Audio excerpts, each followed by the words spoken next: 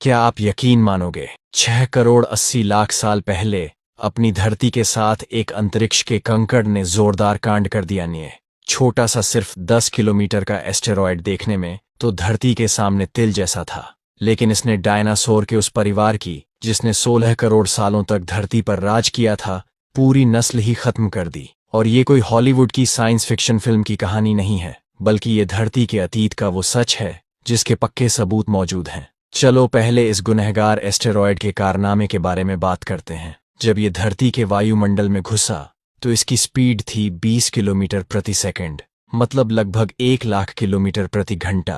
आपकी तेज रफ्तार कार से 1000 गुना ज्यादा तेज। जब ये धरती से टकराया तो उस एक पल में 100 करोड़ एटम बम के एक साथ फटने जितनी ऊर्जा पैदा हुई। वो मंजर किसी भी हॉलीवुड डिजास्टर मूवी से लाख गुना ज्यादा खौफनाक था। टक्कर हुई थी आज के मैक्सिको की खाड़ी के युकाटन प्रायद्वीप में।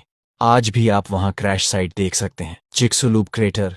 ये गड्ढा पूरे 150 किलोमीटर चौड़ा और 20 किलोमीटर गहरा है, मतलब इसमें पूरा मुंबई शहर आराम से समा जाए। अगर आज ऐसा कोई गड्ढा बनता तो शायद हम सब सदमे में होते। टक्कर होते ही पहले सेकंड में आसपास 1000 किलोमीटर के दायरे में जो भी जीव थे वो सीधे भाप बन गए। एक तिनका तक नहीं बचा। 1000 किलोमीटर मतलब दिल्ली से मुंबई जितनी दूरी सोचो, इतना बड़ा इलाका एक पल में गायब। डायनासोर अगर यहाँ होते तो उन्हें मैं कौन हूँ सोचने का मौका भी नहीं मिलता। इसके तुरंत बाद धरती की पपड़ी किसी गुंथे हुए आटे की तरह हिल गई। भूकंप की लहरें पागलपन की तरह पूरी दुनिया में फैल गईं। जो ज्वालामुखी शांत बैठे थे वो सब के सब फट पड़े। धरती पर प्रलय मोड ऑन हो गया था। इससे पहले कि बेचारे जीव कुछ समझ पाते, दुनिया भर में भूकंपों ने एक साथ पार्टी शुरू कर दी। सुनामी की कई 100 फीट ऊंची लहरें उठीं जो उत्तरी अमेरिका की तरफ दौड़ पड़ीं। आपको पता है उस वक्त के अलामोसॉरस का क्या हाल हुआ?